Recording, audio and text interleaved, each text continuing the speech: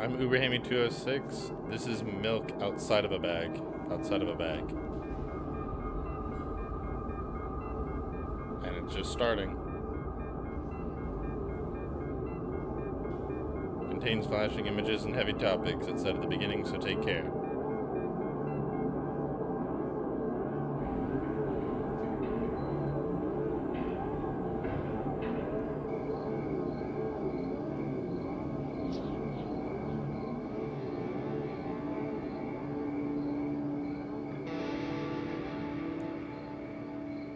What do you see? Are you sure? Just started reading this earlier. Anyways, it's...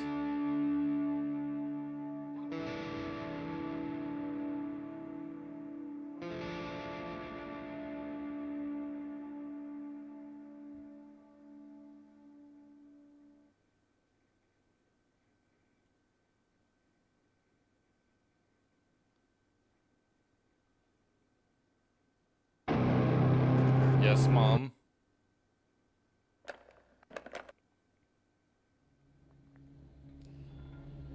Okay. Maybe now I can do a proper intro. How's it going, everybody? My name is Uberhammy206, and today we are playing Milk Outside of a Bag of Milk Outside of a Bag of Milk.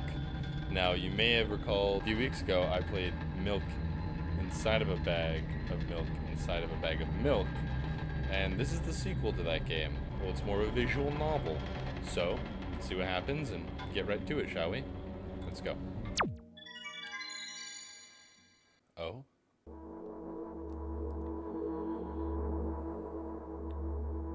I'm walking to my room, trying not to look around. Playful shadows dance around me here and there. They dash all over the walls and the ceiling. One of those shadows whizzes past me, touching my face ever so slightly. I smile and continue walking, paying it no mind. But I'm in a bit of a hurry here. Mom told me to go to bed. I walk past the kitchen on the way to my room. The door is shut, but I can still feel the chilling air coming from the other side. My first thought is that there's a living corpse blowing into the keyhole, laughing mockingly. That's so silly. I'm absolutely sure we have no corpses in our kitchen. I know for sure that we've never had any corpses in our kitchen. I'm absolutely sure that I break into a run and dash towards the closed door. The shadows intensify their chaotic dance. Are they trying to stop me or calm me down? I don't know. It doesn't matter right now. Don't you get it? I wave my hands around as I run, trying to chase away my annoying pursuers. But then I suddenly realize that I won't be able to stop in time. I've got no other choice but to break the door now. If there's somebody inside, I'll surely scare them to death. But wait, how can I scare to death someone who's already dead? What if it actually revives them? No. I don't want that. What do I do? I couldn't fully complete my thought when my shoulder hit the door and it flew open.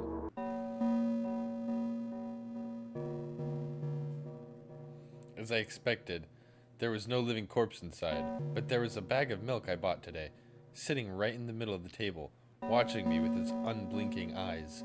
I stare back. Nothing happens. Although, what exactly did I expect? Gratitude? Have I done something that warranted it? A bag of milk probably doesn't care whether it's on the shelf in a store or on the table in my mom's kitchen. On the other hand, nobody would drink milk inside the store, which means I took it from the safest place in the world and into the scary unknown. I'm so sorry, you poor thing. I turn away in shame and leave the room in a hurry. I only bring others trouble. I walk towards my room through a narrow corridor. Hi, Mom. I meet a familiar, formless creature at the door. It locks me in its clutches and starts sniffling every inch of my body, like a hungry dog. I'm not struggling. I know it's useless. I just stay silent and endure its tight grip that stops me from moving.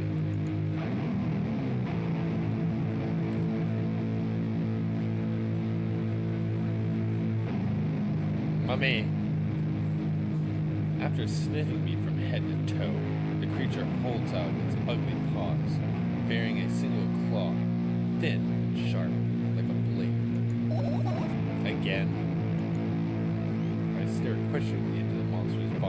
eye sockets. Don't move!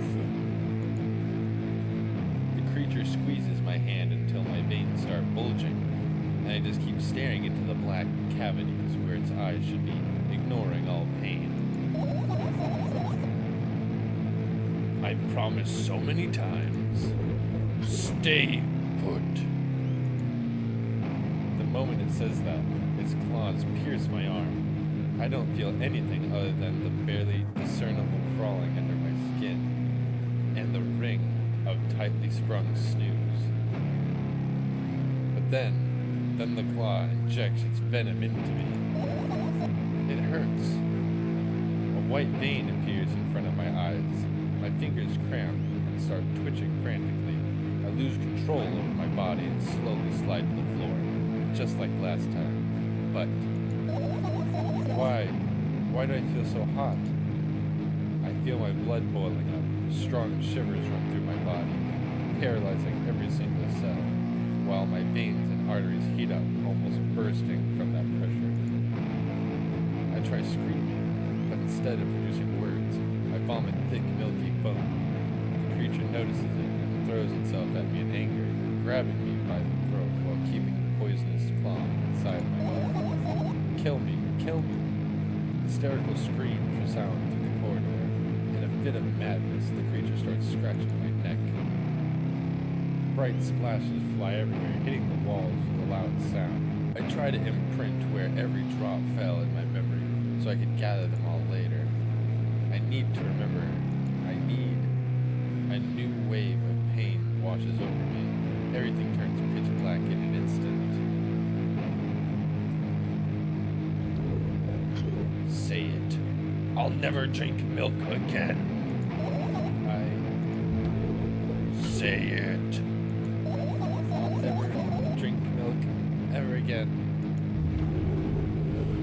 Say it again. I'll never drink milk ever again. I'll never drink milk ever again. What the fuck is this person's hatred with milk? They obviously made this story because they hate milk. Finally, I get to my room. I'm so tired of all this fuss. Thankfully, I still feel comfy and warm in my room. Even the weird sounds coming from the outside don't make me anxious at all. Mom told me to go to bed, so I need to perform all the needed preparations. I've washed my face, and I'm standing in front of the mirror with a toothbrush in my mouth. I look at my reflection. It shows absolutely no desire to sleep. Yeah, I get how you feel. And there was a time when the last minute before I sleep were my favorite time of the day. I loved anticipating the inevitable moment when the reality and the dream world would clash. I woke up for that moment's sake, lived through the day for it. My biggest dream was to sleep all day long. It would have been so cool, but the dreams always slowly but surely slip away. As if somebody fished them out of my head, one after another, until nothing was left. And now I have to sleep again, even though I don't feel any need for it. After finishing with my face, I usually reach out for my pills. It's funny, because I have no idea how they work separately since I always swallow them as a bunch without thinking. That's not good. Now I want to have a better look at it, to twirl it between my fingers, to chew on it. I'd do anything to stall for just a little bit more time. A smooth, protruded red capsule is looking at me. It's covered in a murky, semi-transparent film, but I can still discern its contents. So what do we have inside you? I gently press on the capsule from both sides, and to my surprise, it turns out to be soft and squishy. I press harder, and the capsule pops. Sticky, bright red liquid pours out. Filthy, filthy. The pill flies straight to the waste bin, and I start rigorously washing my hands. No, there's no way I'm drinking that. Next was the flat pill of the same blood red color. There were some letters printed on it. Oh, I get it. This is the medicine that makes me really sleepy, but it's not the type of sleep I want. That's not it at all. It's fake. No, no, no. I don't even want to look at it. The pill flies into the waste bin as well. The next half an hour goes by in a similar fashion. I study every pill from all sides, and then I find the reason not to swallow it. I invent my own medicine instead, and enjoy swallowing them one after another, letting myself drown in their healing effects. Hey, my neck doesn't hurt anymore. Hey, my hand doesn't hurt anymore. Hey, my head doesn't hurt anymore. Hey, my heart doesn't hurt anymore. Hey, my stomach doesn't hurt anymore. Hey, my eyes don't hurt anymore. How come I didn't think of this earlier? I need to brag about it to someone right away. But not to my mom. She'll just scold me. And she's sure I'm already sleeping anyway. I don't want to disturb her without reason. I'll think of something myself. Besides, I just really want some small talk. I wonder, who's going to be my conversation partner? Is it going to be like last time? Ooh, I like this. There she is. Hey, long time no see. I know, right?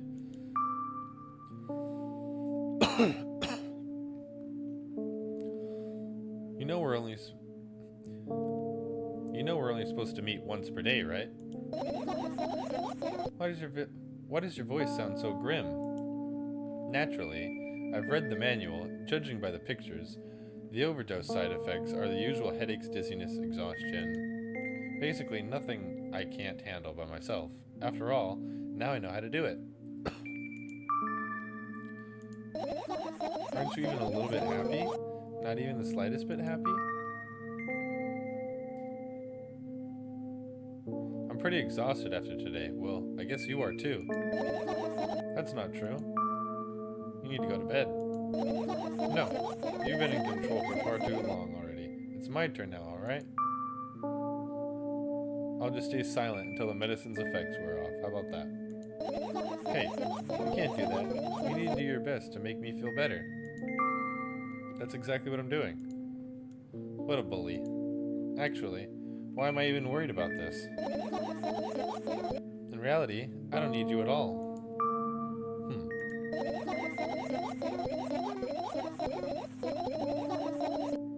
I'm so energetic, and I feel great, which means I can't do anything, and you can only watch and agonize over your... you can only watch and agonize over your uselessness. I can imagine how angry you are right now. Yeah, I'm so flustered. What made you... Yeah, I'm all beside myself. By the way, you're the one that's useless. I don't want to say that. And pathetic? Don't even try ruining my mood. I want to have fun while we're together, alright?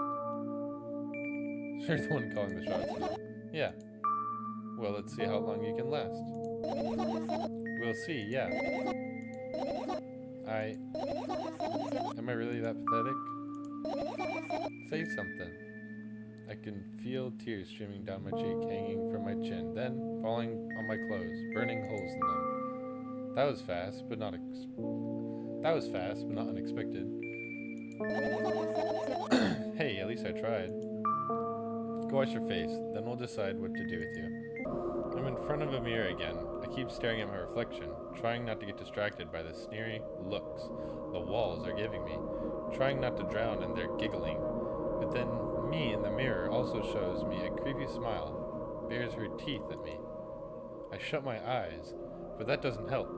It wouldn't have helped. It wouldn't have helped even if I sunk through the floor. I start counting in my mind, 2 squared, by 2 squared, a square squared, a square pyramid squared, a pyramidal structured cubed, a pyramidal structured hypercubed. I feel better, but my head is splitting apart now. How do you feel? You're mocking me, right?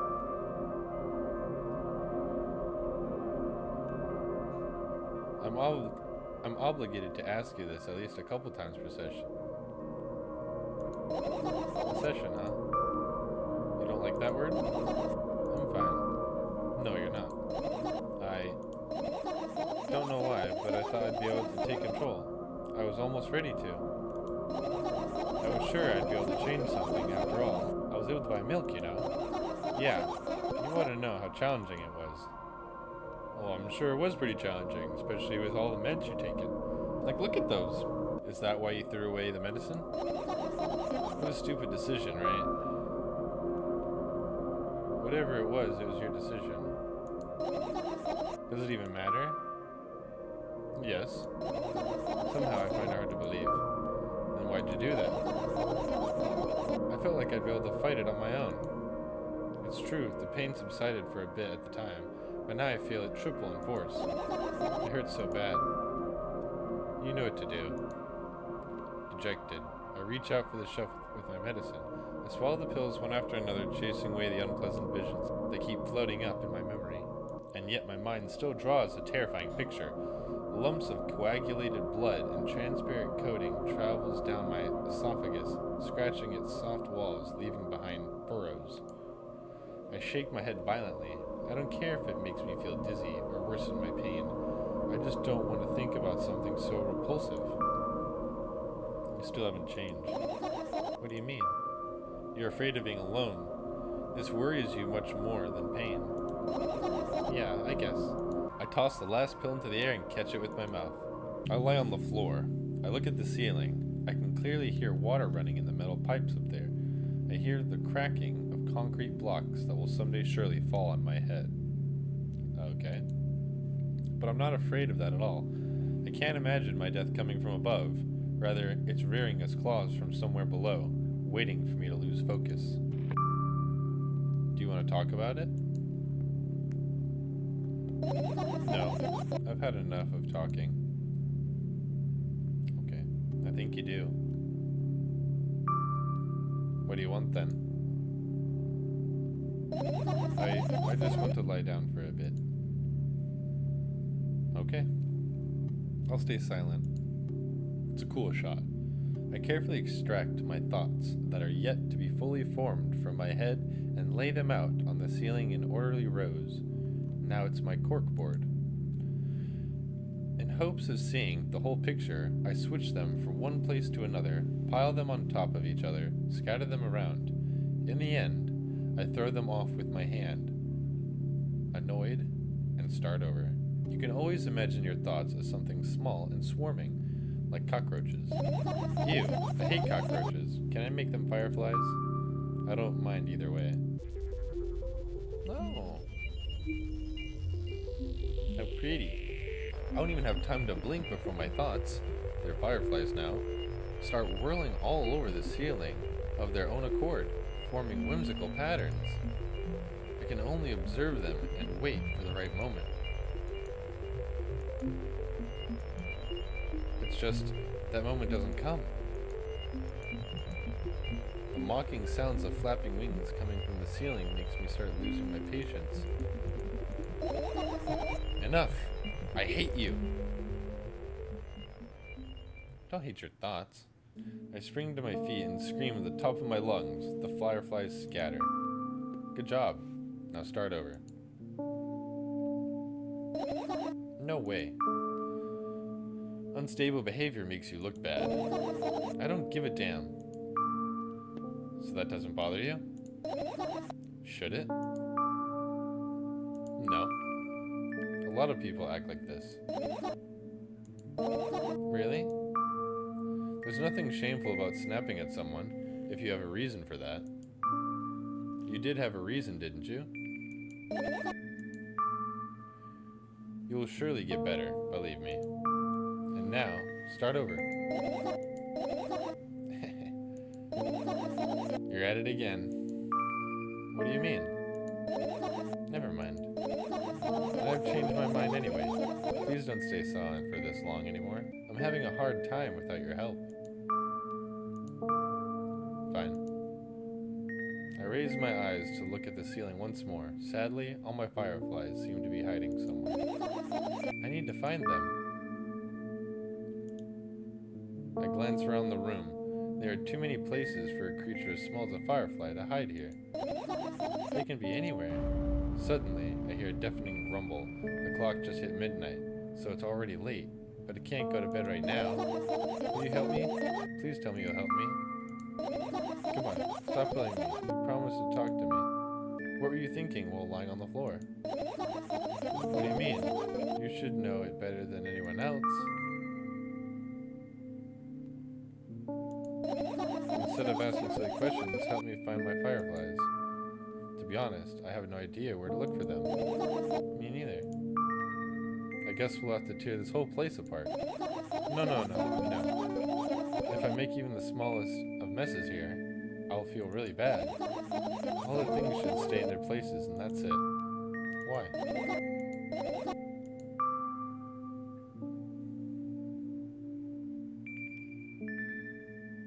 You don't have to tell me if you don't want to. I don't, and I won't. Alright then, we need to find a bunch of tiny insects inside a mountain of junk without moving anything, even an inch. Yeah. My oh my. I have an idea. Last time, becoming a visual novel character helped me achieve my goal. Now I want to become a point-and-click adventure game character. You know, those games have moments when you just look at different objects and something inevitable happens. It sounds so fun. And what about the things you use regularly? Do you refuse to touch them as well? It would make it even more interesting. This is so childish. And want to know what's the best part? You'll be the one doing it. Oh no. Oh yes. I start panicking as soon as I get in a multiple choice situation. I'll just keep changing my mind and end up crying and running away. Do you want that to happen? You're such a handful. You've already proven that you're able to make decisions. Why not continue on that road? Come on, don't be so boring. I was just teasing you. You don't have to bear the whole burden. Asking for help isn't a reasonable decision. I go to the middle of the room and look around. Where would I hide if I were a tiny firefly? Ah, this is so thrilling. My heart gets warmer from the pleasant anticipation. Hey, what? Look down. I look down. After a moment, a small ball of light and warmth crawls out from under my sweater. Wowee! Wowee! I carefully grab the firefly. It's pleasantly scorching to the touch. I put it on my shoulder. I'm sorry, little guy. Time to come home now. As if it was in order, the firefly slowly drifts up, circles around my head for a bit, and then flies into my ear with the speed of a bullet. It tickles. One down. Let's look for the others. Yeah. I look at my laptop. I haven't touched it for years, so it's covered with a layer of dust as thick as my finger. A bizarre item. I fear it. Why? It's a long and boring story. Wonderful. Tell me about it. I insist. I don't remember how it appeared in my room. One of my parents probably brought it in here because they couldn't find a better place for it. They didn't prohibit me from using it. On the other hand, they encouraged me to do so. Sure, I've spent my whole days in front of the screen. Games, drawing, engineering calculator, 3D modeling. So much fun stuff to do. You had amusing hobbies. Yeah, I did. Or entering the web. Imagine this. You're a hamster that lives underground. You have everything for comfortable living. Did you imagine? As always, your analogies are spot on. Okay, I imagine. Alright, so you're a hamster that lives underground. You have everything for comfortable living, okay? Okay. Wonderful. Wonderful. And here's the situation. You're a hamster that lives... Okay, I got it. Do you want to talk about something else? Yeah. You'll end up returning to that subject anyway.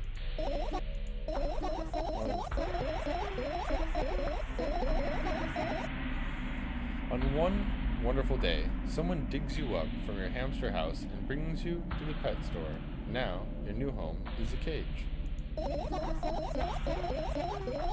It's way more comfortable and warm compared to the underground.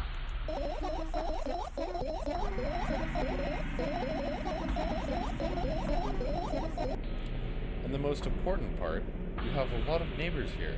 Their cages are identical to yours. And the other hamsters look identical to you too. That means you are all the same. The fact that they... Oh, right, there's a spelling error. That they. Apart from the fact that they were born at the shop. You'll ask, what does that indicate? And I'll tell you, nothing at all. I forgot what I was talking about. Gosh. Okay, let's start over. This time, try to avoid stupid hamster analogies. You know I'm not at fault here. So, I had a lot of friends online, tens, hundreds of them, impossible to count. It is impossible though, I had exactly 317 of them. Although I guess nobody counts the exact number of hamsters when they walk into a pet shop. Hey, don't get distracted. Alright. From my 317 friends, 68 were into gaming, just like me. 130 of them like drawing, just like me. The remaining 119 were into calculators and 3D modeling equally. And when I say equally, I don't mean 59.5 friends on each side. Alright?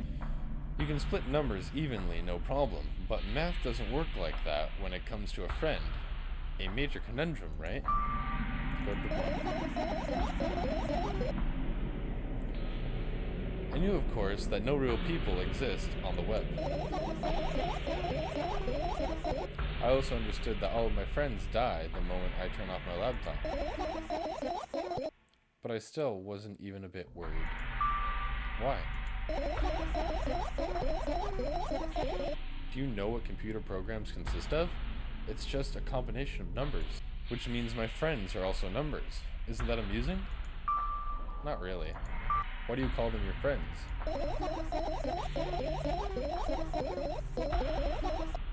I mean, everyone who shares my interests is my friend, and I don't care whether they know about my existence or not.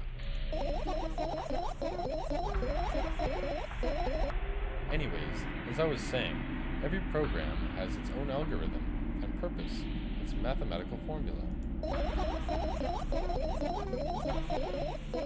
And if you solve that formula, you'll be able to predict the program's behavior at any moment.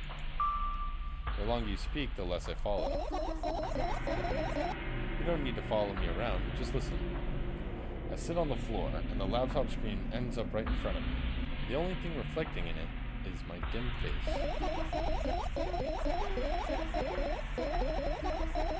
A web person is just a random picture and a random string of letters.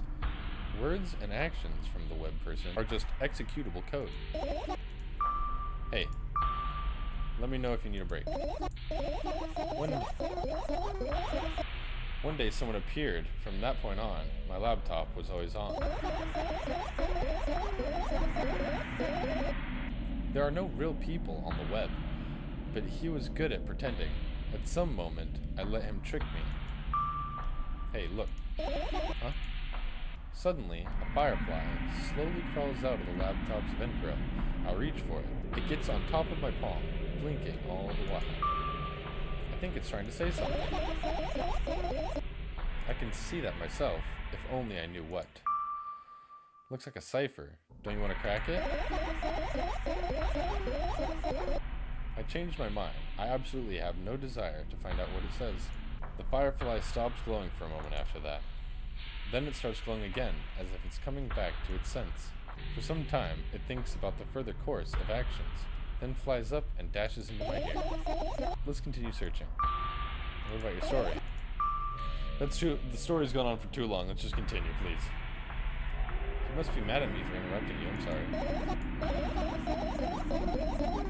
If you do everything right, I'll finish my story, maybe.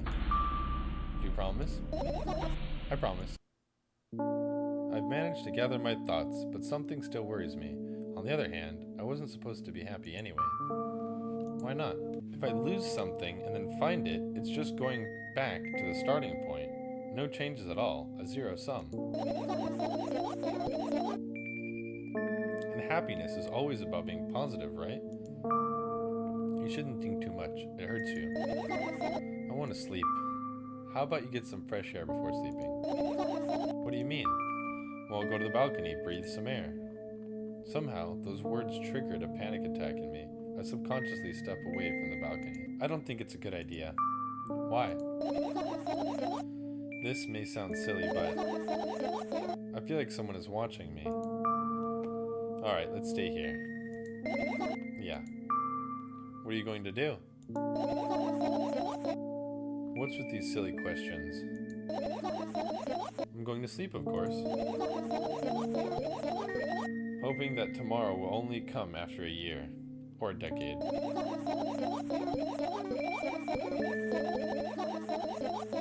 Imagining myself to be outside of my mortal shell, but at the same time still being me. Ridiculous, like milk outside a bag of milk. And yet.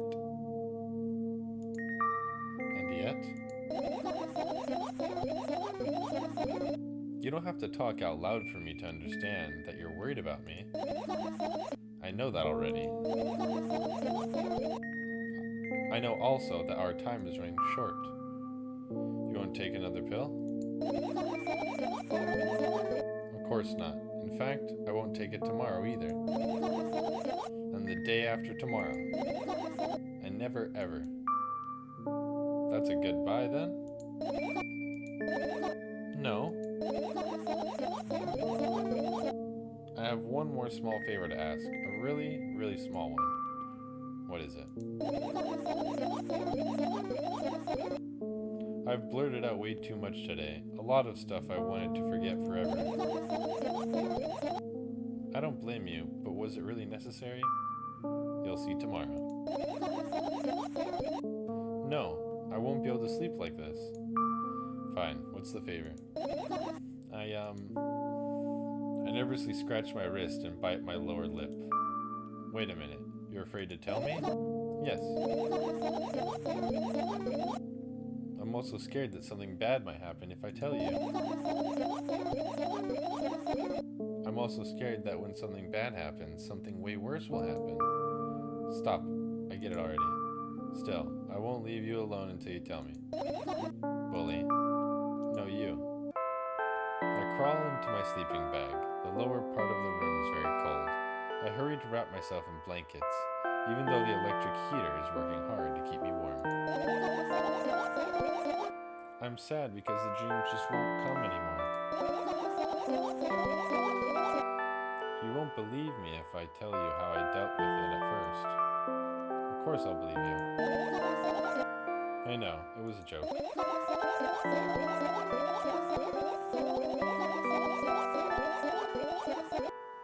Well, anyway, I washed my face, brushed my teeth, lied down, and started imagining that I'm watching a dream.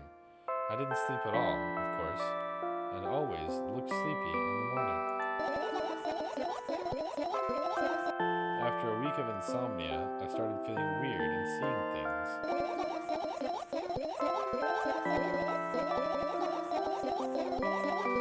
Letters floating in the air, strange silhouettes that appeared in the most unexpected of places, bulging eyes with trembling pale pupils. It was scary, you know?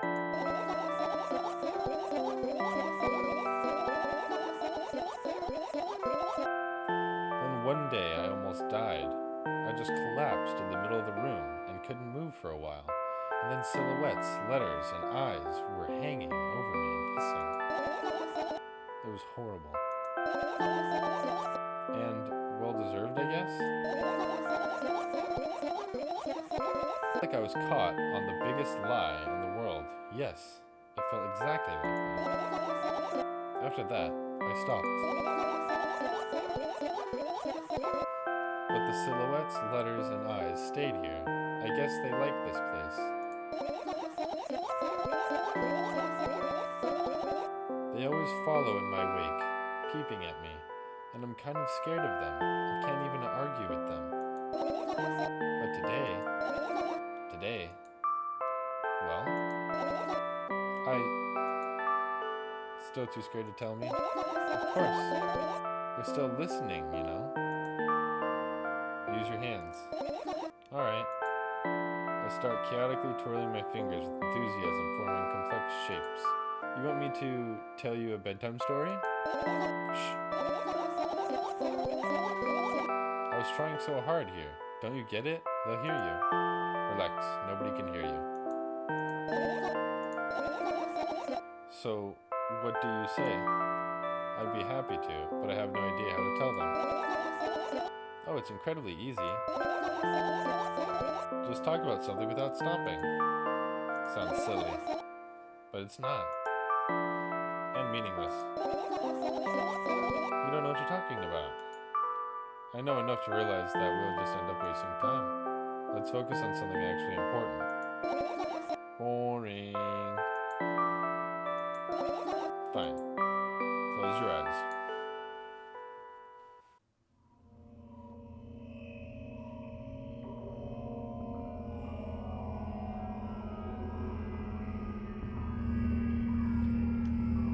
I wake up and immediately almost lose consciousness from horror.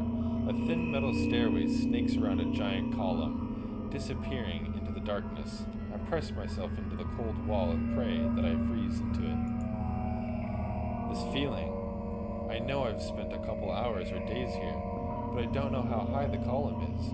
I don't know whether I'm going up or down. That's creepy.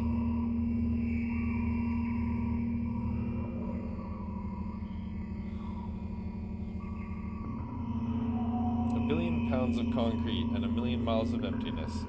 It's impossible to stay sane when you're near cosmic numbers like that. Looking at them, touching them, even thinking of them makes me feel unimaginable horror.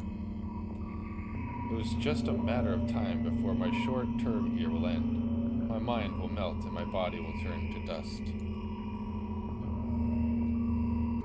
The wall's coarse surface scratches my face.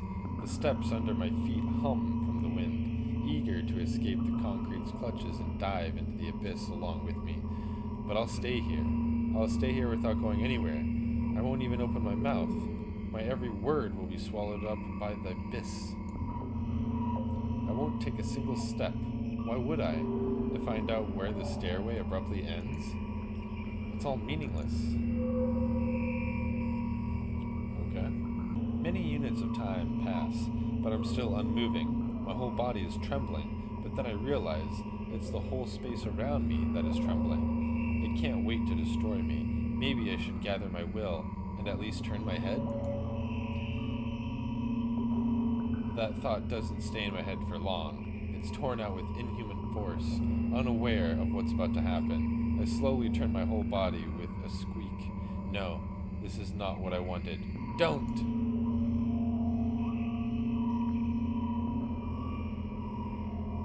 Amongst the silence sings a lonely colossus, unmoving, until the music stops. The bridge across the dark abyss cannot be seen. What the fuck? This is very strange.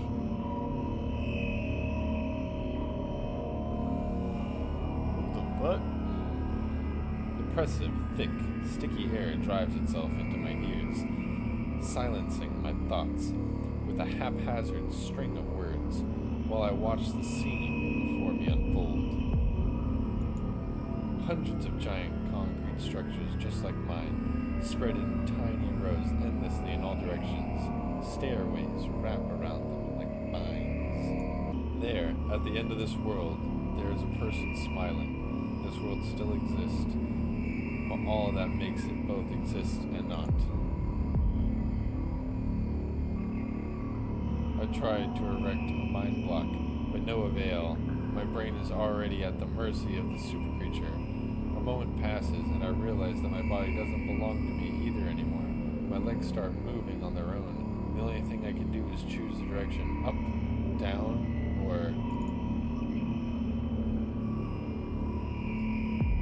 The crowd notices blood on Wosig's hands. He runs away. Mendel appears.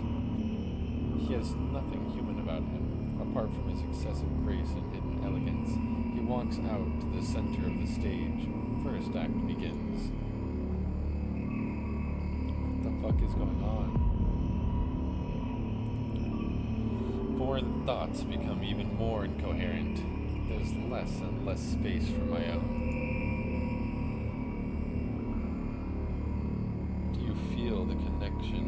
body clearly, or does it still cause confusion and fear? If you've been living through that fear a lot recently, how did it manifest exactly?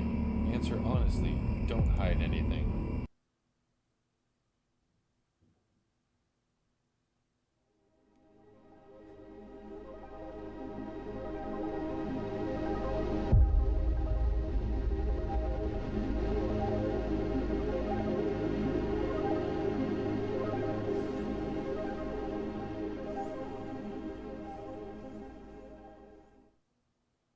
What? Milk outside a bag of milk? Outside a bag of milk? A game by Nikita Kryukov? Okay. Well, alright. That's gonna do it here for Milk Outside a Bag of Milk, Outside a Bag of Milk. That, like I said, was incredibly interesting. The dialogue in these games are very different, and I understand that English probably isn't their first language, but you still get the point across incredibly well. And once again, this was an amazing game. I hope you all enjoyed this with me, and thank you once again for sticking around. But until next time, I'll see you guys later. Peace!